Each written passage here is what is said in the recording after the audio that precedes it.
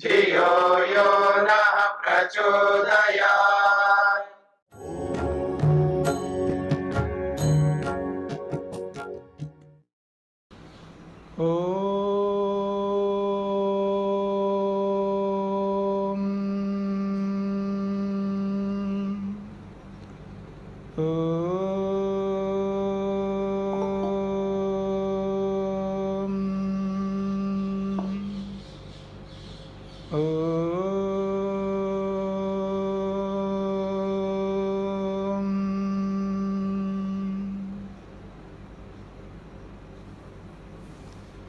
मुंडकोपनिषद के तृतीय मुंडक में प्रथम खंड में 5वें श्लोक को लेकर के हम विचार कर रहे थे कल। सत्येन लभ्यः तपसा ही एष आत्मा सम्यक् ज्ञानेन ब्रह्मचर्येण नित्यम् अन्तः शरीरे ज्योतिर्मयः हि शुभ्रः यं पश्यन्ति यतयः क्षीणदोषाः। यम पश्यन्ति, जिस परमात्मा को, जो कि पीछे बताया था, जिन विशेषणों से युक्त परमात्मा को पश्यन्ति प्रत्यक्ष करते हैं, अनुभव करते हैं, साक्षात्कार करते हैं। कौन? क्षीण दोषाः, जिन्होंने अपने दोषों को क्षीण कर दिया है, जिन्होंने अपने दोषों को संन्यस्त कर दिया है। सन्यासी को सन्यासी इसलिए कहते हैं, वो सभी दोषों को हटा देता है। तो सभी दोषों को जिसने हटा दिया है, ऐसे जो यति लोग हैं, सन्यासी लोग हैं, वो उस परमात्मा को देख लेते हैं, क्योंकि सत्य के कारण से, तपस्या के कारण से, विवेक वैराग्य के कारण से, ब्रह्मचर्य के कारण से उनको वो दर्शन होता है। ये बातें कल आपने सुनी हैं। अब आगे बढ़ते हैं। एक महत्वपूर्ण श्लोक आ रहा है।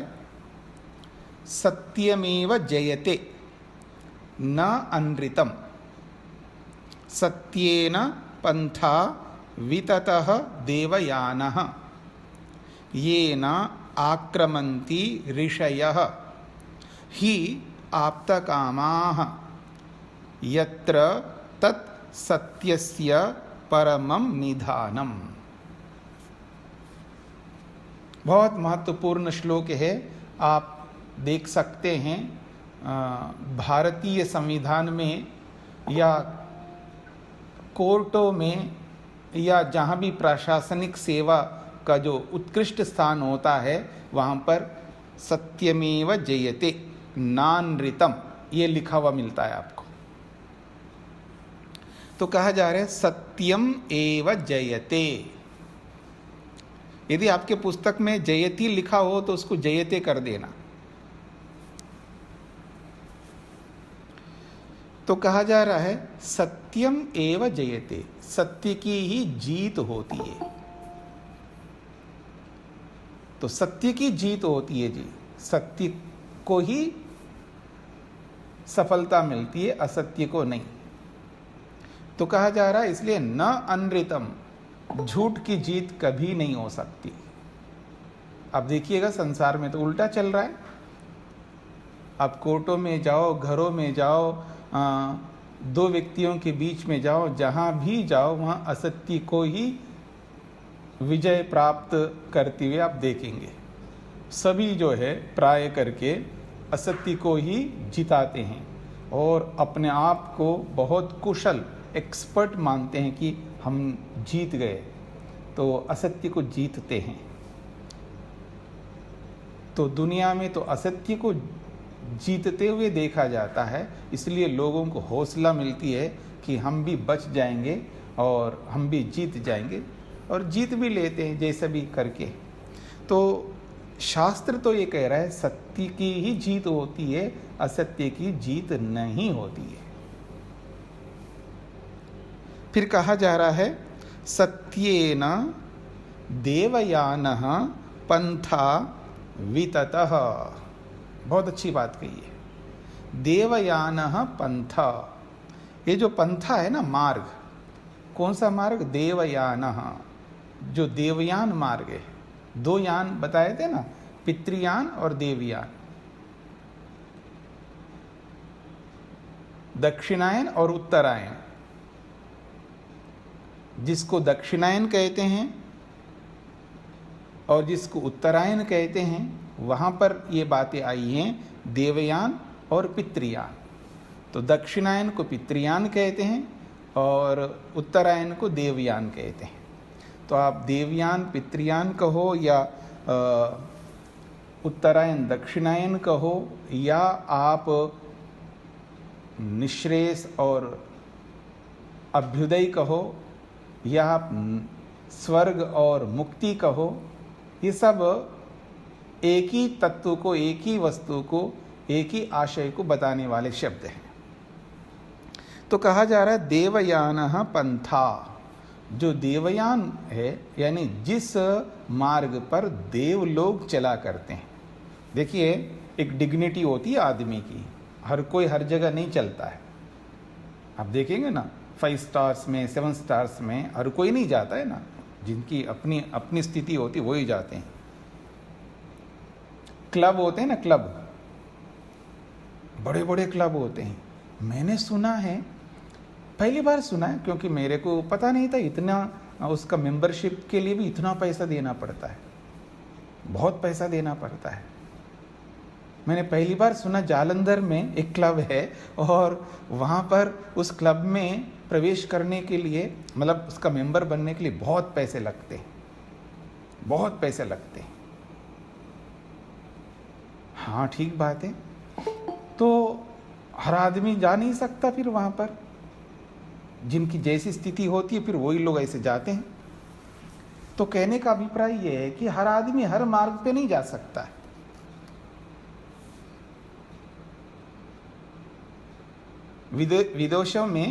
विदेशों में अलग अलग लेन होते हैं।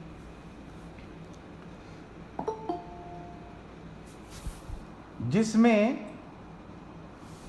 मतलब जिस गाड़ी में अगर 2 व्यक्ति हो ना, उनका अलग लेन, एक व्यक्ति है तो अलग लेन, और मतलब एक से ज़्यादा व्यक्ति हो तो उनको वो जल्दी जा सकते हैं, उनका लेन ही अलग होता है, उनका मार्ग ही अलग होता है, क्योंकि वो उनको प्राथमिकता देते हैं जो कम साधन प्रयोग करे।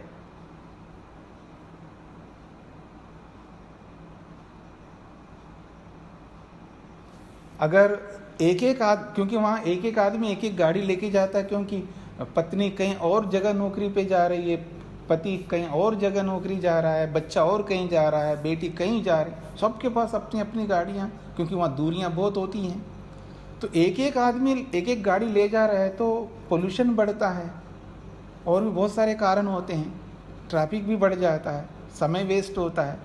तो फिर वहाँ लेन बहुत बना है, तो अकेला व्यक्ति है तो वो उस लेन में जाएगा जिसमें भीड़ ही भीड़ होगी, और 2 आदमी जाएगा तो उसका लेन अलग होगा, वो जल्दी पहुंच जाएगा। तो हर व्यक्ति को सौभाग्य नहीं मिलता है कि ऐसे ऐसे मार्गों में जाएं।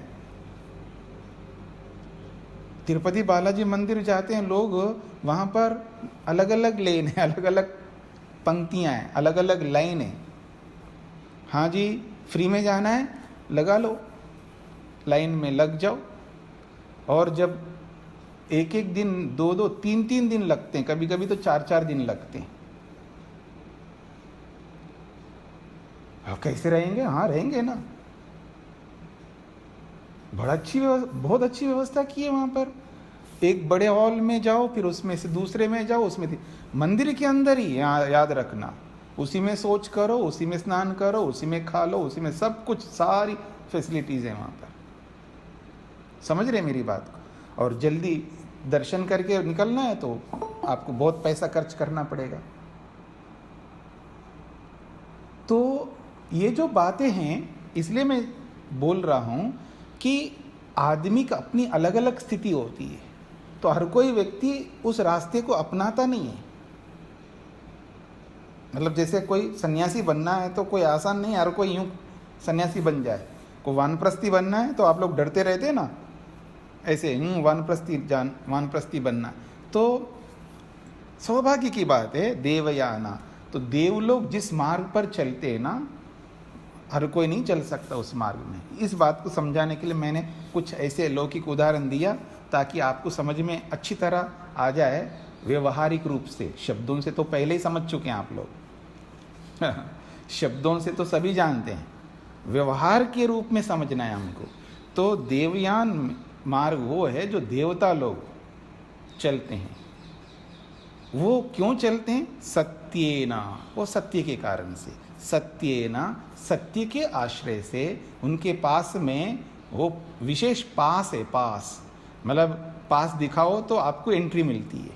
तो सत्य रूपी जो पास है उससे देवयान मार्ग जो है, देवता लोग चलने वाला जो मार्ग है, वो कैसा है? विततः, बहुत शीघ्र से आप पहुंच जाएंगे उस रास्ते से। वो बहुत विस्तृत है, मतलब अपनी मर्जी से जैसे भी दौड़ लगाओ उसमें, कैसे भी करके जितना जल्दी जा सकते हो अपने गंतव्य स्थान तक। तो इसलिए उनका जो मार्ग है बहुत विस्तृत है। वितता का मतलब विस्तृत, मतलब बहुत साफ है। वहाँ रुकावटें नहीं, झाड़ झंकाट नहीं, बिल्कुल रोड बहुत बढ़िया है, आसानी से पहुँच सकते हैं वहाँ पर, ये कहना चाह रहे। क्यों? क्योंकि बोला जा रहा है ये ना, जिसके कारण से, मतलब जिस सत्य के कारण से ही निश्चित रूप से आप्तकामा, जिन्होंने अपनी इच्छाओं को पूरा कर लिया है। जो इच्छाएं होती है ना, सारी इच्छाओं को जिन्होंने पूरी कर ली है, तो ऐसे आप्तकामा यानी प्राप्त कामना वाले, जिन्होंने अपनी कामनाओं को पूरा किया है। कौन है? ऋषया, ऋषि लोग।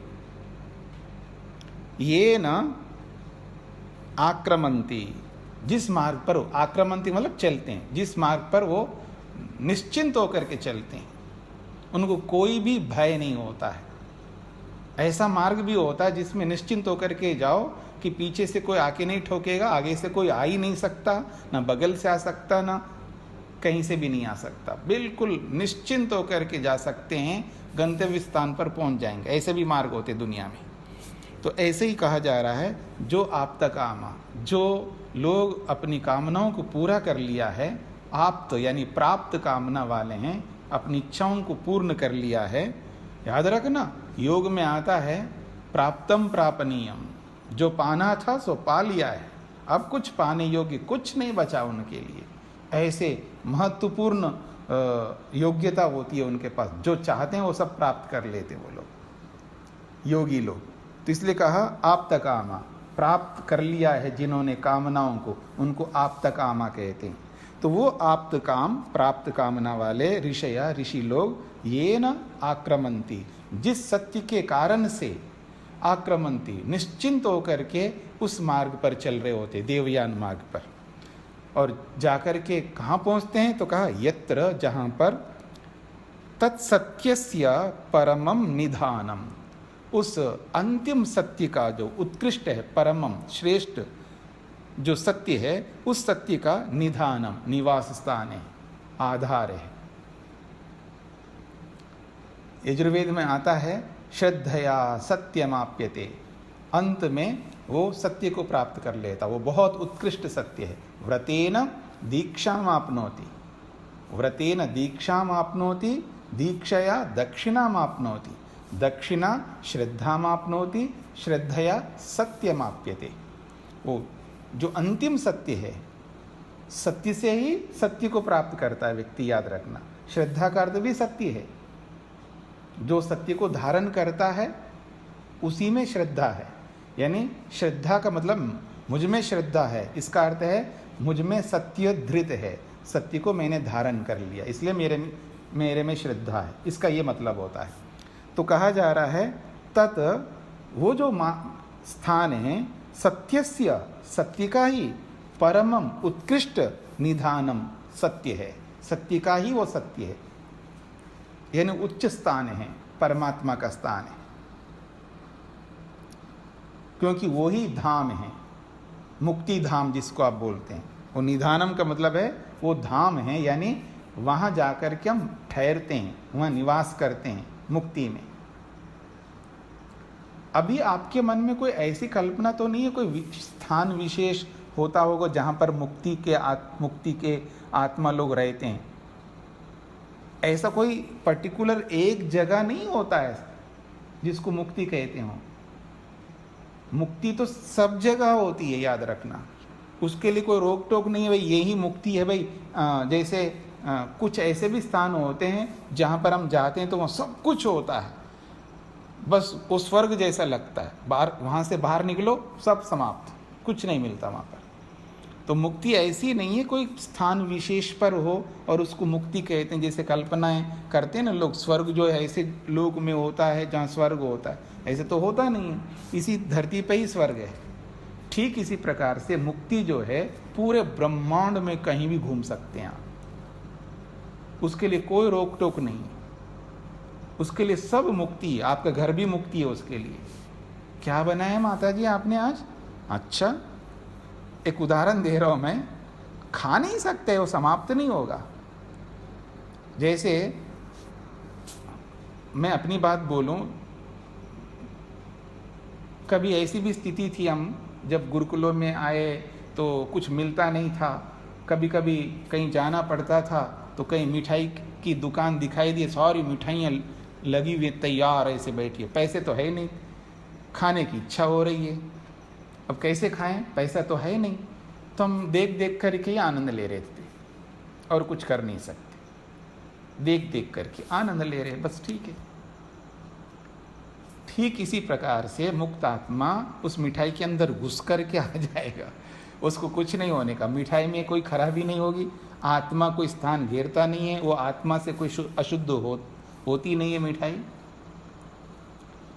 अब आपके मन में आ जाए कि मुक्त आत्मा को क्या पड़ी है उस मिठाई में जाने की, उसको कोई उसका सुख चाहिए क्या? नहीं, उस रस को समझना अगर चाहे, मान लीजिएगा वो कोई भी ज्ञान कर सकता है ना, कहीं भी आ सकता, कहीं भी जा सकता है। अब उस मिठाई के रस को समझना चाहता है, जैसे सूर्य की नाभि में जाकर के वहाँ कितना हीट है, गर्मी है, वो भी जानना चाहता है, वहाँ भी जाकर के देख लेगा। आपके द्वारा बनाई गई मिठाई में भी जाकर के देख लेगा, उसको क्या दिक्कत है? उसको कोई रोक टोक तो है ही नहीं, कहीं भी जा सकता, कहीं भी आ सकता। तो मुक्ति जो है सब जगह होती है, जैसे परमात्मा सब जगह है ना, ऐसे मुक्ति भी सब जगह है। लेकिन वो जो मुक्ति है वही परम धाम है, जहाँ हमें पहुँचना, अर्थात ऐसी स्थिति में चले जाना, उस स्थिति को, वो योग्यता को प्राप्त करना ही वो परमम निधानम है। कभी मन में ये भ्रांति ना हो कि कोई स्थान विशेष होता हो, उसके लिए मैंने ये बातें बताई। तो श्लोक पूरा हो गया। अब आते हैं इस पर चर्चा करते हैं कि दुनिया में असत्य को ही जीतते हैं तो सत्य तो जीतता नहीं है। तो इसका सीधा उत्तर है सत्य जीतता नहीं, सत्य को जिताना पड़ता है। जैसे असत्य को, अनृत को लोग एड़ी से चोटी तक जोर लगा लगा करके, तिकड़म लगा के, इधर उधर करके, पैसे से, प्रभाव से, वो पता नहीं क्या क्या करके उसको जिताते हैं ना, तब जाकर के असत्य जीतता है। और जो सत्य को जिताने वाले जिता नहीं पाते, इसलिए सत्य को हारना पड़ता है वहाँ पर। ऐसे अपने आप सत्य कैसे जीतेगा? और आपको बोलूं, जो सत्य पक्ष वाले होते हैं, हम तो सत्य है, हमारे पास तो सच्चाई है, इस अंधेरे में रहते, इस अहंकार में रहते हैं, वो जिता नहीं पाते, इसलिए असत्य जीत रहा है कोर्टों में, यहाँ जहाँ भी हो। क्योंकि जिस प्रकार से असत्य को जिताने के लिए वो जितना मेहनत पुरुषार्थ करता है, उतना ही मेहनत पुरुषार्थ अगर सत्य को जिताने वाले करेंगे तो भी बराबर के टक्कर होंगे, याद रखना। तो उससे 1%, 2%, 5% हमको अधिक मेहनत करना पड़ेगा सत्य को जिताने के लिए, क्योंकि सब झूठे लोग हैं, सब सत्यवादी है, तो उसको जिताने की जरूरत नहीं, आप मान लोगे। कोर्ट में जाने का मतलब क्या समझते हैं? आप नहीं मान रहे, इसीलिए तो कोर्ट में जाया जा रहा है। 2 भाई कोर्ट में जा रहे हैं, 2 बहनें कोर्ट में जा रही हैं, माँ बेटा कोर्ट में जा रहे हैं, सब लोग कोर्ट में जा रहे हैं। इसका मतलब क्या है? स्वीकार नहीं है ना आपको, मेरी बात आप नहीं मान रहे, आपकी बात मैं नहीं मान रहा, तभी तो कोर्ट में जा रहा आदमी। इसलिए आप भी मेहनत करोगे अपनी बात को सिद्ध करने के लिए, मैं भी मेहनत करूँगा। और जिसका असत्य पक्ष होता है वो बहुत मेहनत करता है, क्योंकि उसको पता है मैं तो झूठा हूँ, अब मेरे को जीतना है, तो वो ए न के न प्रकार न, जिस किसी भी रीति से उसको जीतने का उसके अंदर जज्बा है, बस इसलिए वो सब कुछ लगा के जीतने का प्रयास करता है और जीत जाता है। और ये सत्यवादी हरिश्चंद्र जैसा मतलब मानता मैं तो सच्चा हूँ, मेरे पास सच्चाई है, ऐसा मान करके वो मेहनत नहीं कर पाता, थोड़ा बहुत करता है और उस तरह का सब कुछ नौछावर नहीं करता है, एड़ी से चोटी तक जोर नहीं लगा पाता है, इसलिए हार जाता है। और जो लगाता है वो जीत जाता है। इसलिए सत्य को जिताना पड़ता है, पहली बात।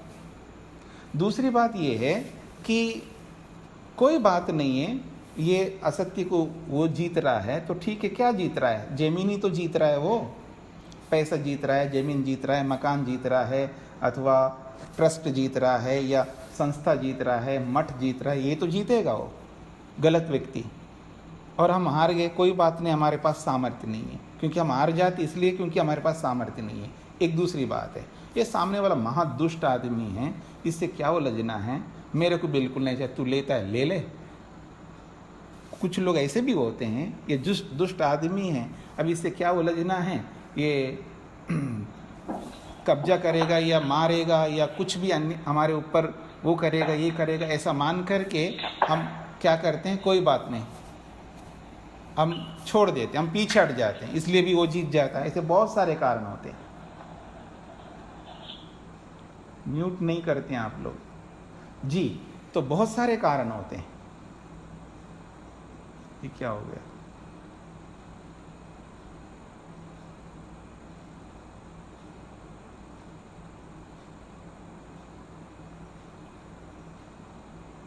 मेरी आवाज सुनाई दे रही है?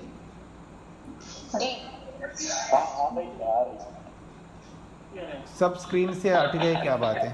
जी जी, कोई दिखाई नहीं दे रहा, सब स्क्रीन से हटा दिया किसी ने, क्या कारण है? मैं तो यहाँ हूँ। जो स्क्रीन पे मेरे को सब लोग दिख रहे थे वो एकदम सब हट गए, मेरे कोई नहीं दिखाई दे रहे। तो हो गए, सब नजर आ रहे हैं, आप सबको दिख रहे हो जी, और आपकी आवाज भी सही आ रही है। हाँ नहीं, आप तो सबको दिखाई दे रहे हो। सभी लोग मत बोलिए, जो जानकार है वो बोल सकते हैं, मेरे को क्यों नहीं दिख रहे, सब अचानक कैसे चले गए? आपके उसमें कुछ हाथ लग गया होगा स्वामी जी। देखिए मैंने बोला है, सब लोग नहीं बोलेंगे, जिनको जानकारी नहीं है बिना सोचे कोई नहीं बोलेंगे, जिनको जानकारी है वो बोल सकते हैं ना। स्वामी जी नेट वीक होने की वजह से आपको नहीं शो हो रहा होगा, और कोई कारण नहीं। चलिए, हाँ जी, तो आइए, तो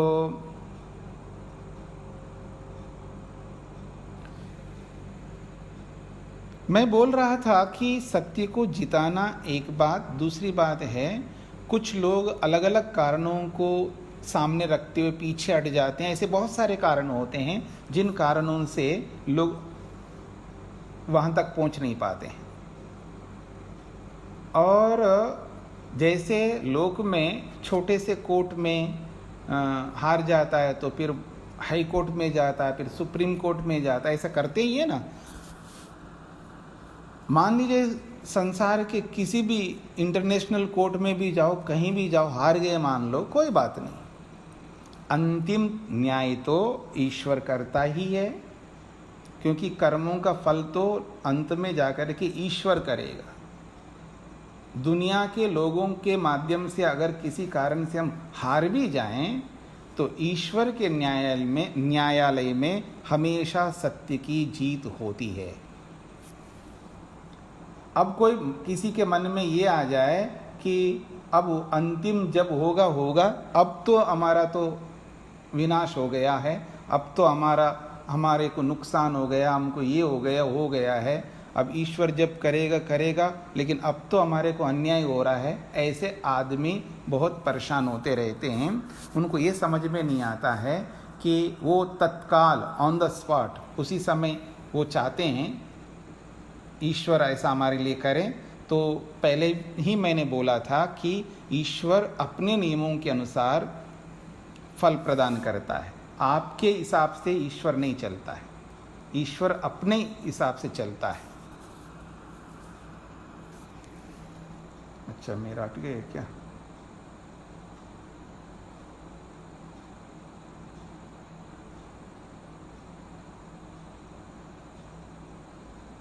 क्या बात है?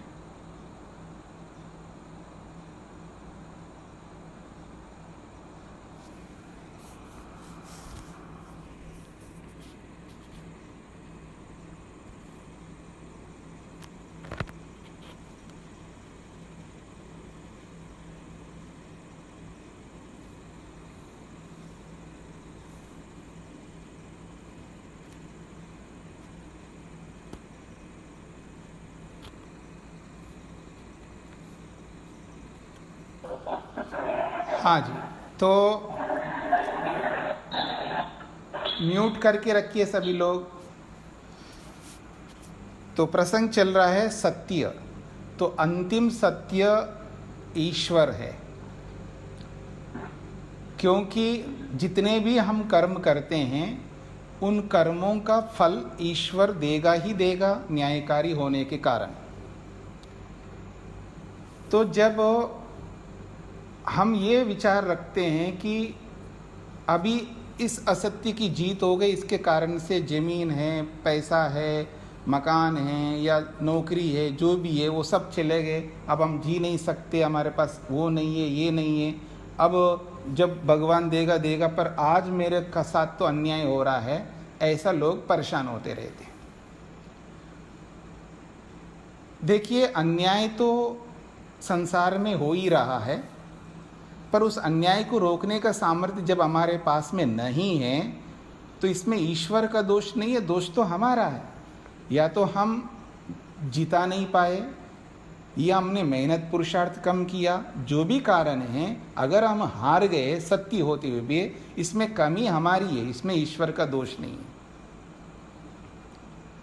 और हमें ईश्वर पर भरोसा रखना है तो हमें धैर्य रखना है, क्योंकि हमारे अनुरूप ईश्वर फल नहीं देगा। जब हम चाहेंगे तब ईश्वर फल दे तो ईश्वर को हम नहीं चला सकते ना, ईश्वर अपने नियमों के अनुसार फल देगा। और आज जो हमारे साथ अन्याय हुआ है किसी के द्वारा, उसका भी न्याय करेगा ईश्वर, वो भी अपने नियमों के अनुसार। इसलिए आपकी कोई हानि नहीं होगी, याद रखना। हाँ ठीक है, मकान चला गया या ज़मीन गई है या अथवा नौकरी गई है, तो ईश्वर न्यायकारी है, उस पर भरोसा रखना है, विश्वास रखना है। ये नौकरी जाए कोई बात नहीं है, इसका कंपनसेशन, इसकी क्षतिपूर्ति ईश्वर निश्चित रूप से करेगा, चाहे वो नौकरी का हो या ज़मीन का हो, चाहे मकान का हो, चाहे पैसे का हो, चाहे संबंधों का हो, चाहे कोई भी हो। ईश्वर न्यायकारी, उस पर अगर हमारे में श्रद्धा नहीं है, इसका मतलब हम ईश्वर को ईश्वर नहीं समझ पाए। इसलिए बहुत धैर्य रखना पड़ता है। हेलो श्वेता जी, हमें बहुत धैर्य रखना पड़ता है। तो इस बात को समझ करके हमें चलना है, तो सत्य की ही जीत होगी। अंतिम जीत जो है, अंतिम न्याय जो है, वो ईश्वर के न्यायालय में होगा, अंतिम सत्य। और वहाँ तक हमें क्या करना चाहिए? धैर्य रखते हुए उसको सहन करना चाहिए। और एक बात, अगर मान लीजिए हम मर भी जा रहे हैं, याद रखना, अगर हम मर जा रहे हैं, सत्य के कारण से मर गए, तो देखो कितनी बड़ी हानि हो रही। कोई हानि नहीं होगी। अगर सत्य के कारण से हम मर गए तो ईश्वर बहुत अच्छा फल देगा, क्योंकि ये सत्य पर अड़ा है और सत्य के कारण से इसको मृत्यु हुई है, तो कितना अच्छा जन्म मिलेगा हमको, कितना अच्छा स्थान मिलेगा, कितना अच्छा फल देगा ईश्वर। क्योंकि हम गलत ढंग से नहीं मरे ना, सत्य से लड़ते लड़ते मरे। इसलिए प्राण भी जाए पर झूठ नहीं बोल सकते। छोटे मोटे स्वार्थों को ध्यान में रख करके झूठ बोलना तो दूर की बात है, अगर मेरा जीवन भी कोई ले ले या मेरे को मारे, सत्य को जीतने के लिए जब हम मेहनत कर रहे तो कोई हमको मार भी दे तो भी कोई गम नहीं, क्योंकि ईश्वर हमको बहुत अच्छा फल देगा। हमारा सत्य, हमारा अच्छा कर्म कहीं नहीं जाएगा, किसी भी प्रकार की हानि नहीं हो सकती यदि हम ईश्वर के न्याय को समझेंगे। अब तात्कालिक उसी समय आप चाहोगे अपने मुताबिक, तो ऐसा ईश्वर नहीं करेगा। ईश्वर तो अपने नियमों के अनुसार करेगा। तो आपको लगता है कि ये माँ, ये पिता, ये भाई, ये बहन, ये पति, ये पत्नी, ये सब छूट जाएंगे। अच्छा, और जिनको छोड़ के आए आप लोग, आज जहाँ पर आप बैठे हो, जिनको छोड़ के आए आप, मान लीजिए आप में से कोई 40 साल के हैं, तो 41-42 साल पीछे जाओ, तो वहाँ भी कोई पति थे, पत्नी थी, माँ थी, पिता थे, सब लोग थे ना, उन सबको छोड़ के आए। एक बार भी याद किया आपने उनको? क्यों नहीं किया? क्योंकि आपको याद ही नहीं है। तो ये भी भुला दो। अगर आज आपको किसी ने अन्याय किया है और आप जिता नहीं पाए अपने आप को, तो इसको भी भुला दो, ईश्वर न्याय करेगा। इसलिए परेशान किसी भी बात को लेकर के नहीं होना है। यदि आप ईश्वर को न्यायकारी मानते हैं और किए हुए कर्म कभी निष्फल नहीं होते हैं, तो धैर्य तो रखना होगा ना हमको। हमें धैर्य बहुत रखना होगा। केवल हम स्वार्थी बनकर के तात्कालिक सुविधाओं को, तात्कालिक लाभों को देख करके नहीं चल सकते। हमको तो मुक्ति तक देखना है, मोक्ष तक देखना है, हमें स्वर्ग तक देखना है। अगर मुक्ति बाद में मिलेगी तो स्वर्ग को भी ध्यान में रख करके चलना होगा कि हमारे को अगला जन्म अगर अच्छा मिलेगा तो ये तो जाए भाड़ में, मैं तो सब छोड़ दूंगा। अगर इससे अच्छी स्थिति मेरे को मिल जाए तो मैं तो मरने को भी तैयार हूँ। इसलिए इस बात को समझना है हमको कि सत्य की जीत होती है, असत्य की कभी जीत नहीं हो सकती है। ईश्वर हमेशा सत्य को ही जिताएगा। हमारे अच्छे कर्मों का फल निश्चित रूप से मिलेगा। हाँ, ये आवश्यक है क्योंकि सभी मनुष्य स्वतंत्र हैं। तो कोई भी अपनी स्वतंत्रता का दुरुपयोग करके हमारे साथ अन्याय करेगा, हमको दुख पहुंचाएगा, उसको भगवान कभी नहीं रोकेगा। और जो हमें दुख देगा अन्यायपूर्वक, उसको कभी भगवान नहीं छोड़ेगा, उसको भी दंड देगा। और हमारी क्षेत्र वर्तमान में हमारे को बहुत आगे बढ़ने का अवसर था, मैं मुक्ति की ओर बढ़ सकता था, उसने हमको रोका और मार दिया है। और हमारा कितना नुकसान हो गया है कि हम अगर जीवित रहते तो हम मुक्ति के लिए बहुत मेहनत करके आगे बढ़ सकते हैं। ठीक है, कोई बात नहीं है। तो अगर मर गए अथवा हमारा हाथ पांव काट दिया और कुछ नुकसान किया तो उसकी क्षतिपूर्ति जब भगवान करेगा ना, आज की सरकार की तरह क्षतिपूर्ति नहीं करेंगे। हाँ, किसी का हाथ पांव टूट गए तो जी इसको 50,000 दे दो, उसको लाख रुपए दे दो, उसको कोई मर गए तो इसको 5 लाख दे दो। ऐसी क्षतिपूर्ति भगवान नहीं करता, याद रखना। उसकी क्षतिपूर्ति तो वो होगी जो आप कल्पना नहीं कर सकते। वो भगवान है, वो पूरा न्याय करेगा। क्योंकि मनुष्य लोग क्या क्षतिपूर्ति करते हैं?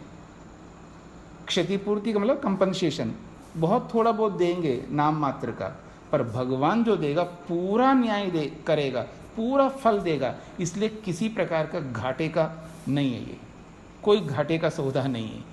अगर हम सत्य के लिए मरते हैं, अहिंसा के लिए मरते हैं, अगर हमारा घर गया, हमारी नौकरी गई, हमारा पैसा गया, कुछ भी गया है और हम उसको सुरक्षित नहीं कर पाए, तो कोई गम नहीं है। ईश्वर है और ईश्वर न्यायकारी है। जैसे आज जिस स्थितियों में हम लोग जी रहे हैं, जिन स्थितियों में रह रहे हैं, वो ईश्वर के कारण से है ना। जो आज हमको माता पिता, परिवेश, जो भी हमको अच्छा मिला हुआ है, तो वो भी हमारे कर्मों के कारण से हैं। तो आज के कर्म भी आगे हमको ऐसा ही फल या इससे भी अधिक अच्छा फल देने वाले बनेंगे। इसलिए किसी भी स्थिति में हमें पश्चाताप करने की या हमें ईश्वर को कोसने की या हमें परेशान होने की कोई आवश्यकता नहीं है। ज्ञान प्राप्त करो, विवेक पैदा करो, वैराग्य प्राप्त करो, तो आपको कोई किसी प्रकार की हानि नहीं होती है। इन सारी बातों को दिमाग में रख करके चलेंगे तो सत्यमेव जयते न अनृतम, ये बात सिद्ध होगी। तो इस बात को समझ करके हमें चलना है। अगर ऐसे चलेंगे तो हम निश्चित रूप से इस देवयान मार्ग पर बहुत आगे बढ़ सकेंगे। और छोटे मोटे स्वार्थों को लेकर के चलेंगे तो बस बहुत पीछे चले जाएंगे। भाई लोग जो है ना, इतनी सी टुकड़े के लिए, ज़मीन के लिए, मकान के लिए और किसी न किसी चीज़ को लेकर के पता नहीं कितने लड़ाई झगड़ा करके और अपने कर्मों को बहुत बुरा बना रहे हैं। ऐसा हमको नहीं बनाना है। हमारे में सामर्थ्य नहीं है तो हम ईश्वर पर छोड़ देंगे, अगर सामर्थ्य है तो जिताएंगे, याद रखना।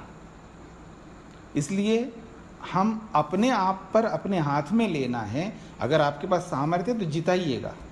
और एक बात, जिताने के चक्कर में आप ईश्वर से कोसों दूर भी ना जाएं, क्योंकि टिट फॉर टैट के इस हिसाब से मतलब जैसे को तैसा उत्तर देने के चक्कर में आप अपनी नींद, अपनी खुशी और अपना खाना पीना, अपना शरीर का स्वास्थ्य सब भूल जाओगे तो फिर और ऊपर से हानि होगी। आप अपने राइट वे में सत्य मार्ग पर चलते हुए अगर आप जिता सकते हैं तो सीधे रास्ते से जिताओ, गलत रास्ते से नहीं, फिर वो असत्य हो जाएगा। असत्य को हराने के लिए असत्य को अपनाना नहीं, असत्य को हराने के लिए सत्य को अपना करके चलना है। इस बात को समझ करके चलना है सबको। इसलिए किसी भी प्रकार की कोई हानि नहीं होगी अगर हमें सत्य रास्ते पर चलते हैं।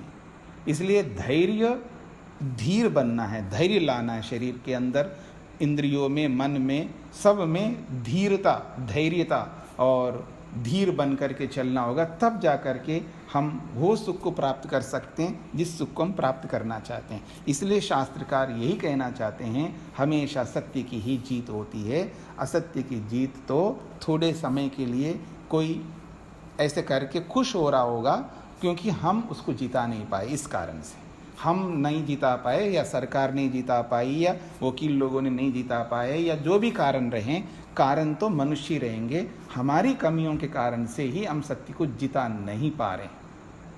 अगर मेरे में इतना सामर्थ्य है, मैं सत्य को जिता सकता हूँ, तो कोई माई का लाल नहीं होगा जो मेरे को हरा सके। ये उत्साह लेकर के अगर आप चलेंगे तो हमेशा आगे बढ़ेंगे। तो श्लोक पूरा हो गया। अगर आपको कोई समस्या हो इस सत्य के विषय में तो आप पूछ सकते हो, एक अलग बात है, नहीं तो हम आगे बढ़ेंगे। ब्रियत च तद दिव्यम अचिंत्य रूपम सूक्ष्मात् च तत्सूक्ष्मतरम विभाति दूरात् सुदूरे तद इह अंतिके च पश्यत्सु इह एव निहितम गुहायाम। बहुत बड़ी बात कही है। बृहत च, परमात्मा बहुत बड़े हैं, इसलिए उस पर भरोसा रखो, वो बहुत बड़े हैं। उनका वरद हस्त जो है हमारे सिर पर है, सबके ऊपर है, इसलिए चिंता बिल्कुल मत करो। वो बहुत बड़े हैं, महान हैं, उससे सब डरेंगे। वो बृहत है मतलब बहुत बड़े हैं। और तद दिव्यम, वो महान है, दिव्य स्वरूप है। ऐसे गुण हैं परमात्मा में अतुल्य, जिसकी तुलना कोई नहीं कर सकते। ऐसे दिव्य स्वरूप है परमात्मा में, जो हमें चाहिए वो सब कुछ परमात्मा में है। निसंकोच या बिना संशय के, संशय रहित होकर के अपने आप को परमात्मा के प्रति सौंप देना चाहिए, इसलिए वो दिव्य है। फिर कहा अचिंत्य रूपम, जिसके बारे में हम, चिंत्य का मतलब है चिंतन करना, चिंतन नहीं कर पाएंगे, हम सोच नहीं पाएंगे उसके अंदर कितने गुण हैं, हम कोई गणना नहीं कर सकते, अनकाउंटेबल है। उसके अंदर जितने गुण हैं, कर्म हैं, स्वभाव है, उन सब के बारे में हम विचार नहीं कर सकते, सोच नहीं सकते। इतना सामर्थ्य हमारे पास में नहीं है, क्योंकि हम अल्प सामर्थ्य वाले अल्पज्ञ हैं। इसलिए क्या कहा अचिंत्य रूपम, जिसके बारे में हम सोच नहीं सकते, उसके बारे में पूरा पूरा विचार नहीं कर सकते। परमात्मा ऐसा ही है, इतना ही है, इतने ही गुणों वाला, ऐसा चिंतन हम नहीं कर सकते। उसके लिए कहा अचिंत्य रूपम। फिर कहा सूक्ष्माच्च तत्सूक्ष्मतरम, वो सूक्ष्म से भी सूक्ष्मतर है।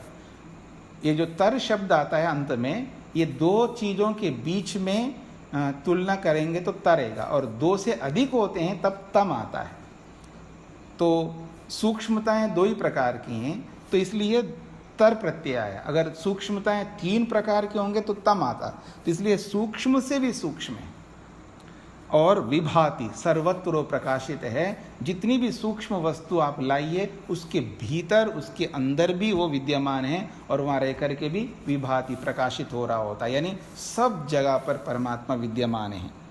और दूरात सुदूरे, मूर्ख व्यक्ति के लिए, अज्ञान व्यक्ति के लिए, नासमझ व्यक्ति के लिए, जो ईश्वर को बिल्कुल समझता ही नहीं है, ऐसे व्यक्ति के लिए दूरात सुदूरे, उसके लिए बहुत दूर है परमात्मा, कोसों दूर है, ऐसे बोलते हैं ना आप, ऐसे व्यक्ति के लिए। और जो समझदार है, जानकार है, परमात्मा को समझता है, उसके पास बहुत बहुत अच्छी थ्योरी है ईश्वर को समझने की, तो उसके लिए तद इह अंतिके, वो बिल्कुल यहीं पर है, अपने ही शरीर के अंदर है। अंतिके का मतलब है समीप है, इह का मतलब है यहीं पर, इसी शरीर के अंदर, अपने अंदर ही वो मिल जाएगा, क्योंकि वो समझता है ईश्वर को। और जो नहीं समझता उसके लिए दूर है। इसलिए कहा जा रहा पश्यत्सु, और कहाँ है यहाँ पर, तो कहा पश्यत्सु, जो देखने वाले, जो देखने वाले हैं उन्हीं के ही गुहा में वो निहित है, उन्हीं के हृदय में, हृदय रूपी आकाश में वो निहित है। जो देखने वाले, जिनके पास देखने का सामर्थ्य है, जो समाधि लगा करके जो देखने का सामर्थ्य रखते हैं, ऐसे पश्यत्सु, ऐसे देखने वालों के अंदर कहाँ है वो, गुहायाम निहितम, उन्हीं की गुहा में, उन्हीं के हृदय में, जहाँ ईश्वर का दर्शन होता है शरीर के अंदर, वहीं पर वो विद्यमान है। इसलिए कहीं दूर जाने की आवश्यकता नहीं है, ये श्लोक कहता है।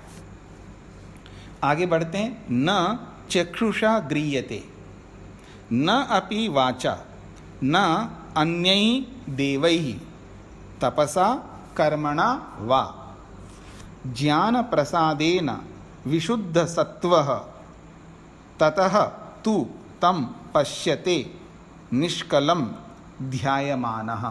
बहुत बड़ी बात कही जा रही है।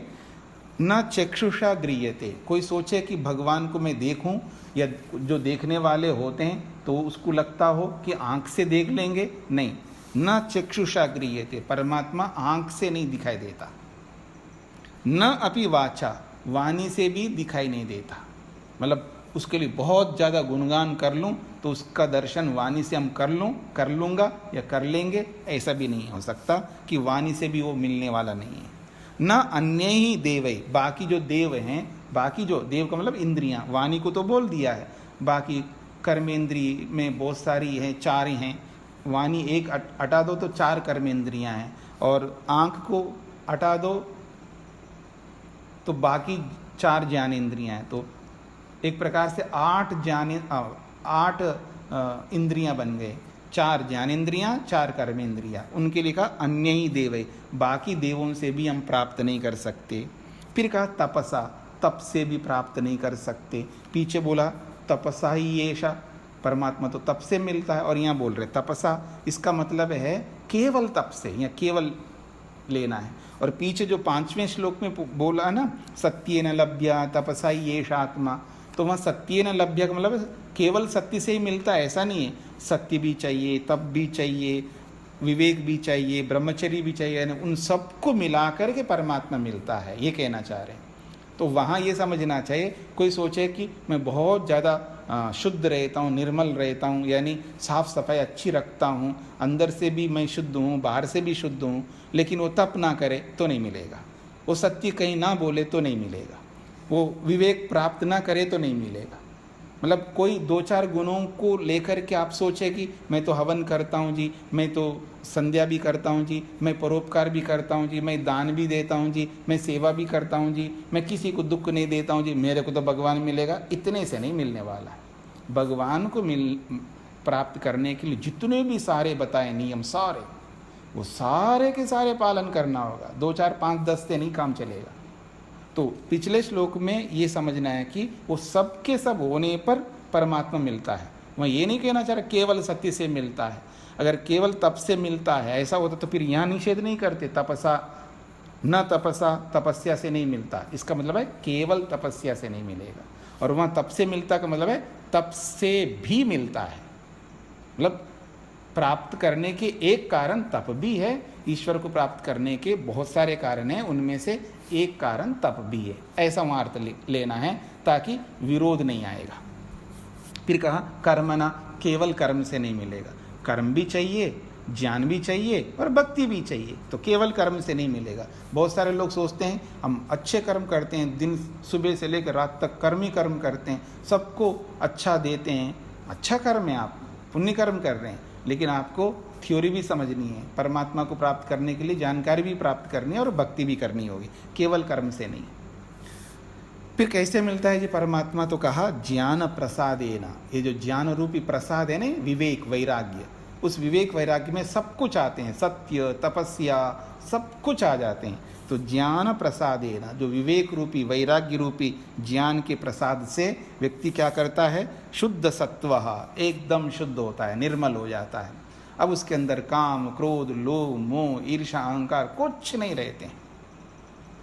आप देखिएगा जो कर्म करने वाले होते हैं ना, बहुत परोपकारी होते हैं, इसमें कोई दोराई नहीं है, बहुत अच्छे कर्म करते हैं, सबको खिला रहे हैं पिला रहे हैं, दिन भर कर्मों में लगे रहते हैं, उनको फुर्सत नहीं है कोई शास्त्र पढ़ना हो या कोई जानकारी प्राप्त करना हो या भक्ति करने के लिए बैठ करके, ऐसा कुछ नहीं करते, लेकिन उपकार कर रहे हैं।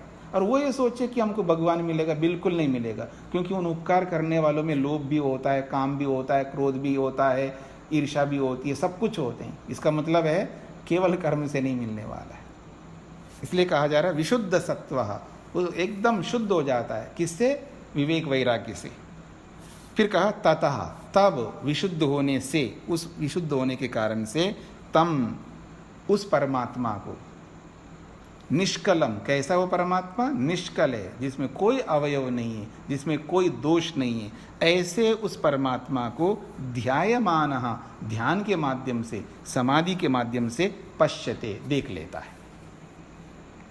तो मेरे विचार से स्पष्ट हो गया होगा, आगे बढ़ते हैं हम लोग। तो कहा जा रहा है एषः अणुः आत्मा चेतसा वेदितव्यः यस्मिन् प्राणः पंचधा संविवेशः। प्राणैः चित्तं सर्वं ओतं प्रजानां यस्मिन् विशुद्धे विभवति एषः आत्मा। ये परमात्मा के लिए बोला जा रहा है, एषः अणुः आत्मा। ये जो परमात्मा है वो बहुत सूक्ष्म है, अणु है। अभी पीछे ना सूक्ष्मात् सूक्ष्म तरम बोला है ना, तो इसलिए कहा एषः आत्मा अणुः। ये जो परमात्मा है बहुत सूक्ष्म है। और वो मिलता कैसे? चेतसा वेदितव्यम या वेदितव्य, हाँ, चेतसा वेदितव्य, उस परमात्मा को मन के माध्यम से ही प्राप्त किया जा सकता है। क्योंकि जो हमारा मन है कभी क्षिप्त रहता है, कभी मूढ़ रहता है, कभी विक्षिप्त रहता है, कभी एकाग्र रहता है। तो मन के सब स्वभावों को जान करके मन को निरुद्ध तक पहुंचाना है, निरुद्ध अवस्था तक पहुंचा करके फिर उस मन के माध्यम से हम परमात्मा तक पहुंचते हैं। इसलिए कहा चेतसा वेदितव्या, मन के माध्यम से ही उसको जानना चाहिए। यस्मिन, जिस मन में प्राणः पंचधा संविवेशा, उस मन में 5 प्राण विराजमान है। क्योंकि 5 प्राणों के माध्यम से वो मन जो है शक्ति प्राप्त कर रहा होता है। पीछे आई थी बात कि सब लोग झगड़ने लगे कि हम बड़े हैं, तो अंत में प्राण ने कहा चलिए मैं निकलता हूँ शरीर से, तो सब घबरा गए। इसका अर्थ है कि प्राणों से सबको शक्ति मिलती है। तो इसलिए कहा जा रहा है यस्मिन् प्राणः पंचधा संविवेशा, जिस मन के अंदर 5 प्राण, ये क्योंकि मुख्य प्राण है इसलिए उतने ही बोला है, तो ये 5 प्राण उस मन के अंदर विद्यमान है, अर्थात उस मन को वो शक्ति प्रदान करते हैं। प्राणे ही चित्तम सर्वम ओतम, प्राणों के द्वारा ही संपूर्ण चित्त यानी पूरा का पूरा मन ओत प्रोत है, यानी प्राणों से ही वो घिरा हुआ है, प्राणों के बीच में ही रहता है। इसलिए ओतम का मतलब है उसके अंदर डूबा हुआ है, प्राणों के अंदर। प्राणों से बहुत शक्ति प्राप्त होता है मन को। तो इसलिए कहा प्रजानाम चित्तम, प्रजानाम सर्वम चित्तम प्राणे ही ओतम। प्रजानाम सभी मनुष्यों के या सभी प्राणियों के ये जो सर्वम चित्तम समस्त मन जो है प्राणे ओतम, प्राणों के माध्यम से ही ओतप्रोत है, यानी प्राणों के माध्यम से ही समस्त मनों को शक्ति प्राप्त होती है। यस्मिन् विशुद्धे विभवती एष आत्मा, यस्मिन जिस मन के अंदर, कैसा मन है? विशुद्धे, जिस विशुद्ध पवित्र मन के अंदर एषा आत्मा विभवती, ये जो परमात्मा है वो प्रकट होता है। तो यह बहुत सूक्ष्म आत्मा है, मन के माध्यम से जाना जाता है, जिस मन के अंदर 5 प्राण विद्यमान हैं। फिर कहा है कि प्रजानाम सर्वम चित्तम प्राणी ओतम, समस्त प्रजाओं का यानी जितने भी प्राणी हैं, उन समस्त प्राणियों के जितने भी मन हैं, उन सब मनों में ये प्राण ही ओतप्रोत है, यानी प्राणों से शक्ति प्राप्त होती है। यस्मिन विशुद्धे एष आत्मा विभवती, जिस शुद्ध पवित्र समस्त क्लेश रहित मन के अंदर ही ये जो परमात्मा है वो विभवती प्रकट होता है, उसका दर्शन होता है।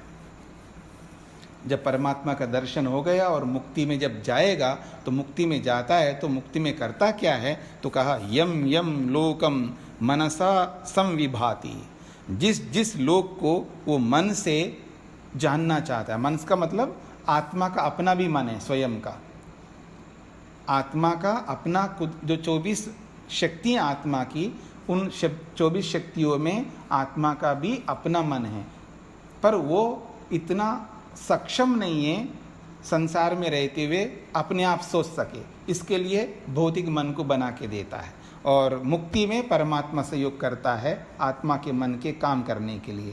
तो इसलिए कहा यम यम लोकम मनसा संविभाति, जिस जिस लोक को मन से चाहता है। कैसे? विशुद्ध सत्व, क्योंकि वो विशुद्ध हो चुका है, निर्मल हो चुका है। फिर कहा यान च कामान कामयति, और जिन जिन कामनाओं को वो करता है, जिन जिन कामनाओं को करता है और जिन जिन लोकों को जानने की इच्छा रखता है। यम यम लोकम मनसा संविभाति, जिस जिस लोक को अपने मन से संविभाति जानना चाहता है, समझना चाहता है, उन लोकों में चला जाता है। एक बात। फिर यान च कामान कामयते, जिन जिन वो कामनाओं को करता है, जो जो इच्छाएं रखता है ना, मुक्ति में खाली थोड़ा बैठेगा, वो जानने की चेष्टा करता है, इच्छाएं रहती है उसके अंदर, और वो ऐसी इच्छाएं होती है जो कि उन इच्छाओं की पूर्ति हो जाती है। एक बात।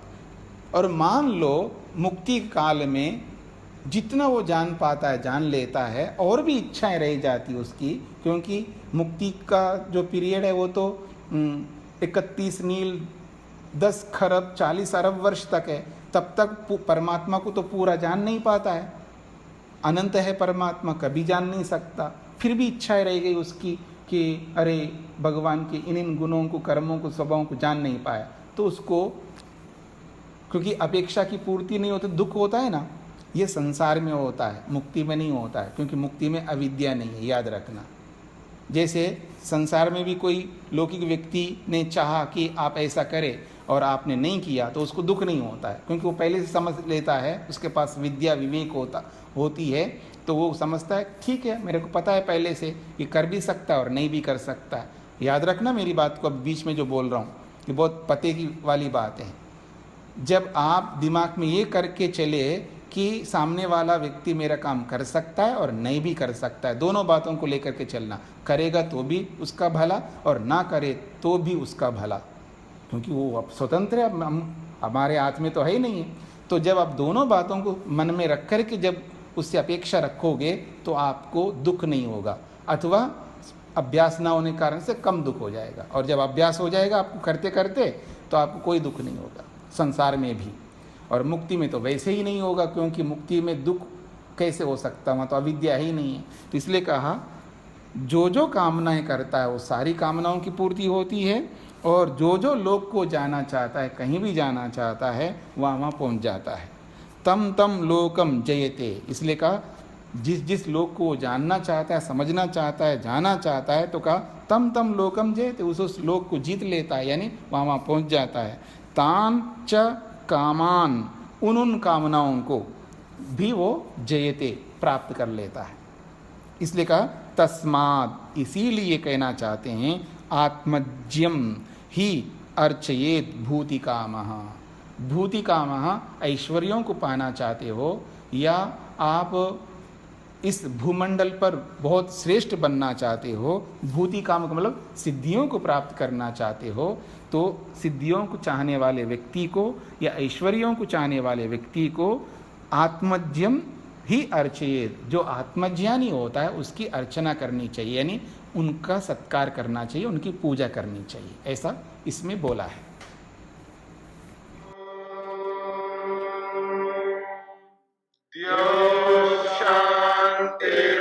शांतिरंतरिक्षं शांति पृथिवी शांतिरापः शांतिरोषधयः